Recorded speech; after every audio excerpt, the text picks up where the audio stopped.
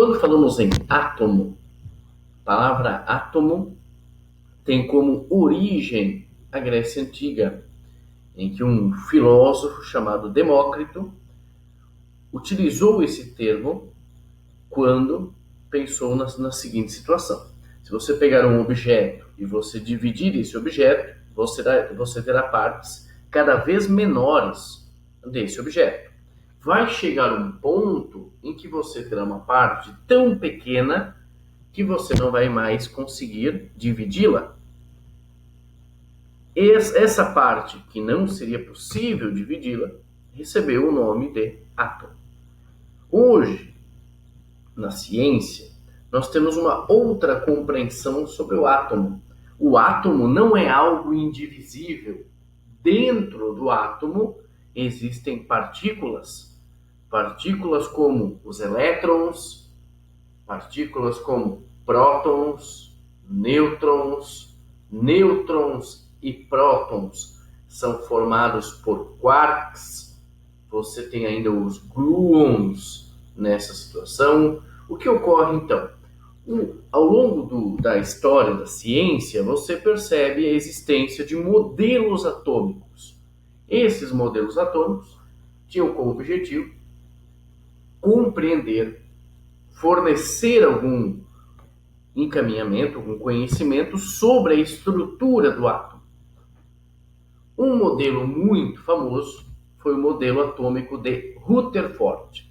E o modelo atômico de Rutherford, ele tem similaridade em relação ao sistema solar. Então, por exemplo, no sistema solar nós temos o Sol, que tem uma massa muito grande, e os planetas orbitando o Sol. Mercúrio, Vênus, Terra, Marte, Júpiter, Saturno, Urano, Netuno. Esses planetas orbitam o Sol. O modelo atômico de Rutherford tem como, no núcleo, uma carga positiva e em volta do núcleo você tem os elétrons orbitando esse núcleo. A força que vai causar essa órbita é a força elétrica. Você pode utilizar a lei de Coulomb para fazer esse cálculo. E se nós analisarmos a própria figura, nós percebemos um movimento, essa figura que está nesse slide, muito semelhante, com relação ao movimento dos planetas em torno do Sol. Esse modelo atômico de Rutherford, você percebe que existem várias órbitas. Nesse modelo, os elétrons estariam em algumas órbitas. Esse modelo atômico do Rutherford, ele apresenta um problema, de acordo com a física clássica. Por quê? Porque, de acordo com a física clássica, qualquer carga elétrica, quando ela é acelerada, ela emite radiação eletromagnética. E já falamos em videoaulas anteriores sobre as radiações eletromagnéticas, as ondas eletromagnéticas. O que ocorreria então? Toda carga elétrica que acelera, ela emite radiação eletromagnética. Uma carga em movimento circular, ela está acelerando? Sim.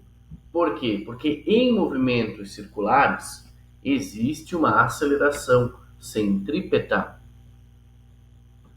Imagine você um carro que faz uma rótula mantendo o valor da velocidade constante. Então, o motorista faz uma rótula e lá no velocímetro ele observa que a velocidade sempre é igual a 40 km por hora. A velocidade varia em módulo? Não. Por quê? Porque a velocidade sempre tem o mesmo valor. Entretanto, a direção da velocidade é alterada. Para você alterar a velocidade, se houver uma alteração na velocidade, seja ela em módulo de direção ou sentido, é necessária uma força. Vai haver uma aceleração. Então, essa aceleração, por exemplo, de um veículo realizando um movimento circular uniforme, a aceleração que existe é a aceleração centrípeta. Uma partícula carregada, então, que realiza um movimento circular em torno de um ponto, em torno, por exemplo, de um núcleo positivo, ela está acelerando. Essa aceleração centrípeta. E de acordo com a física clássica, o que ocorre? Quando uma partícula está acelerando, ela emite radiação eletromagnética. O que ocorreria então se realmente o modelo atômico de Bohr fosse verdadeiro, totalmente verdadeiro? O que ocorreria na prática seria o seguinte: o elétron, à medida que ele vai realizando esse movimento circular, ele vai liberando ondas eletromagnéticas. Então ele libera energia. Consequentemente, como ele libera energia, pela conservação da energia, essa energia tem que vir de algum lugar. Então o que ocorre? Ele vai perdendo energia. À medida que ele vai perdendo energia, ele vai aproximando-se do núcleo, até chegar a um ponto que ele atinge o núcleo. Ocorreria então um colapso. Esse resultado seria uma implicação do modelo atômico de Bohr. Então, se o modelo atômico de Bohr estivesse correto nesse sentido, você tem o elétron movimentando-se em torno do núcleo, mas à medida que ele movimenta-se, como ele está em movimento circular, ele tem uma aceleração centrípeta. Ele acelera e aí ele vai emitir ondas eletromagnéticas. Ele vai emitir energia na forma de ondas. O que ocorre então? Ele vai chegar cada vez mais próximo do núcleo. Uma hora atingindo o núcleo, ocorrendo o que a gente chama de um colapso. Um resultado importante no modelo atômico de Bohr é a existência de um núcleo positivo. Então a gente falou aqui uma limitação do modelo atômico de Bohr. Mas anteriormente ao modelo atômico de Bohr, nós temos um modelo que era o modelo de Thomson. Você pode encontrar isso na internet, você encontra como modelo de pudim de passas, pudim de ameixas, em que você teria um pudim, como se fosse com cargas negativas, e as ameixas como se fossem cargas positivas. O experimento de Rutherford com uma fina folha de ouro, ele percebeu que, na verdade, havia um núcleo com carga positiva. Então, um resultado muito importante no modelo atômico de Bohr, o resultado correto, é que você tem um núcleo positivo. O núcleo é positivo. Aqui a gente não falou de nêutron, mas ele pensou no núcleo positivo, com carga positiva. E você tem os elétrons orbitando. Esse é o modelo atômico de Rutherford. Então nós temos um problema. O problema é que, de acordo com a física clássica, esse elétron, à medida que ele vai orbitando, ele vai liberando radiação eletromagnética. Consequentemente, esse raio da órbita vai diminuir até colapsar o núcleo. O que ocorre, então? Nós temos um modelo posterior de um cientista agora chamado Niels Bohr, e o Bohr vai fazendo uma primeira aproximação dessa física clássica com a física quântica. O que o Bohr afirma? O Bohr, de acordo com o modelo atômico de Bohr, ele postula que existem algumas órbitas permitidas. Então, algumas órbitas, e cada órbita equivale a um nível de energia, existem alguns níveis de energias que são permitidos. Mas o que são esses níveis de energias permitidos? São estados estacionários. O que quer dizer estados estacionários? Quer dizer o seguinte, que nesses estados em que o elétron orbita o núcleo, ele não emite radiação eletromagnética. De acordo com o Bohr, então, esse modelo atômico de Bohr, existem alguns níveis de energia que são permitidos. Nesses níveis de energia, a gente pode observar na figura, por exemplo, o elétron nesse nível, vamos chamar de nível 1, nesse estado estacionário, então, ele está no nível 1. Então o elétron pode orbitar o núcleo nesse nível 1, mas enquanto ele orbita no nível 1, ele não emite radiação eletromagnética. De acordo com a física clássica, se o objeto realizasse um movimento circular, ele teria uma aceleração centrípeta e assim ele liberaria ondas eletromagnéticas. De acordo com o modelo atômico de Bohr, alguns níveis de energia são permitidos. E nesses níveis de energia, ele orbita, mas ele não emite radiação eletromagnética. Esses níveis de energia, então temos um primeiro nível, n igual a 1, outro nível, n igual a 2, outro nível, n igual a 3. Enquanto o elétron está em um nível, ele pode orbitar o núcleo, mas ele não emite radiação eletromagnética. O que ocorre? Esses níveis, à medida que você aumenta o número do nível, você tem o nível 1, o nível 2, o nível 3, o nível 4, 5, 6, 7, 8, 9. À medida que você aumenta o n, que é o número do nível, você aumenta a energia das órbitas.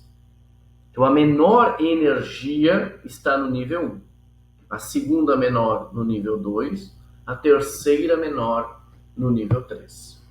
O que ocorre, então, com o elétron? O elétron está no nível 1 ou no nível 2, no nível 3, por exemplo.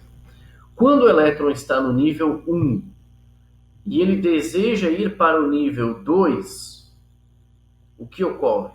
Ele quer ir de um local que tem uma energia menor, porque n igual a 1 tem um nível de energia com energia menor. N igual a 2 é um nível de energia com energia um pouco maior do que 1.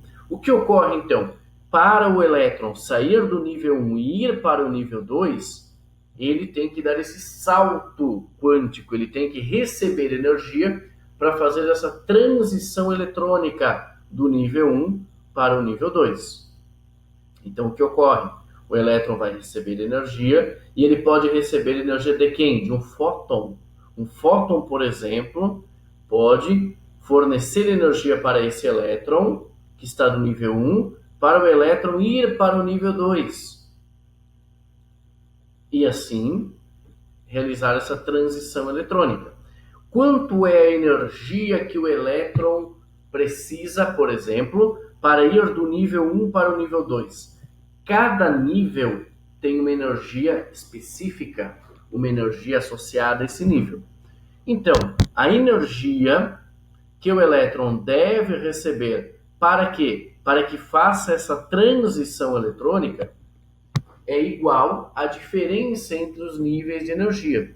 Então, se esse nível de energia 2 vale 10 e esse nível 1 vale 1, então a energia que o elétron tem que receber é igual a 9.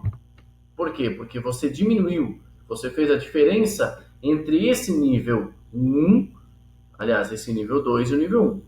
Então, a diferença de energia entre os níveis é a energia que o elétron tem que receber para dar esse salto, para realizar essa transição eletrônica.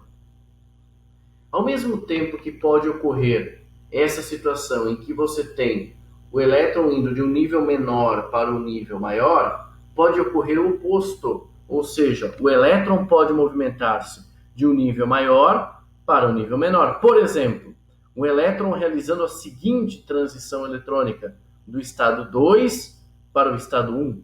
Quando ele vai do estado 2 para o estado 1, ele está indo de um nível com maior energia para outro com menor energia. O que ocorreu então com essa diferença de energia? Por causa dessa diferença de energia, houve uma perda de energia, e nessa perda de energia, então, houve uma emissão de um fóton. Vamos utilizar a conservação de energia. Pessoal, olha só. O elétron está nessa situação 2, nesse estado estacionário 2. Ele vai ir para o estado estacionário 1. Então, o que vai acontecer? Ele vai liberar energia. Ele vai liberar energia na forma de um fóton. E a energia de um fóton é H vezes a frequência. A energia do fóton é exatamente igual à diferença de energia entre os níveis. Nós temos então duas situações. Nós temos uma situação em que ocorre uma emissão de ondas eletromagnéticas. Quando ocorre essa emissão? Quando o elétron movimenta-se desse estado com maior energia para um estado de menor energia. Ele pode ir, por exemplo, do 3 para o 2, do 3 direto para o 1. Ele não precisa ir de 1, do 3 para o 2, do 2 para o 1. Pode ocorrer uma situação em que vai do 5 para o 1, do 5 para o 2. Depende da situação. O que é importante você compreender? Quando você tem uma radiação, por exemplo, incidindo aqui nesse átomo, você pode observar, pode ocorrer uma absorção. Quando ocorre uma absorção? Quando o elétron, por exemplo, absorve essa radiação e consegue dar esse salto quântico, essa transição, e consegue realizar essa transição eletrônica, indo, por exemplo, do estado 1 para o estado 2. Isso ocorre quando ele absorve essa radiação eletromagnética. Ele pode também, dependendo da situação, ele pode emitir. Então você teria a emissão. Emissão ocorre, por exemplo, quando você tem esse elétron numa camada superior, num nível de energia maior, e aí ele vai para um nível de energia menor, emitindo ondas eletromagnéticas. E a energia dessas ondas eletromagnéticas é igual à diferença de energia entre os níveis. Um resultado interessante sobre isso é o que nós chamamos de espectro de absorção e espectro de emissão. Então observem bem essa figura. Nós temos um prisma. Nós temos 3 prismas, aliás, um em cada situação. Quando a luz branca, por exemplo, ela incide no prisma, ocorre o fenômeno da refração. Então a refração ocorre, você tem uma mudança do meio de propagação, por exemplo, do ar para o vidro, um exemplo, do vidro para o ar. Então você tem uma dupla refração aqui. Devido à refração, você consegue decompor a luz. Então essa luz branca, ela sofre refração aqui e refração aqui. Você tem então a dispersão da luz. Você consegue separar, porque nós sabemos que a luz branca, ela é composta de inúmeras cores. Você tem uma quantidade muito grande de cores. A gente costuma falar em 7, vermelho, laranja, amarelo, verde, azul, anil, violeta, mas o que ocorre é que você tem várias tonalidades. Você pode observar aqui no espectro contínuo, por exemplo. Então observe uma lâmpada incandescente que está emitindo luz. Então você tem a luz e você vai observar que essa luz a gente conseguiu decompor ela, observar quais as componentes. Você tem aqui o vermelho, laranja, amarelo, verde, azul, anil. Então o que acontece? Você tem esse espectro contínuo. A gente conseguiu analisar essa radiação que incidiu sobre o prisma.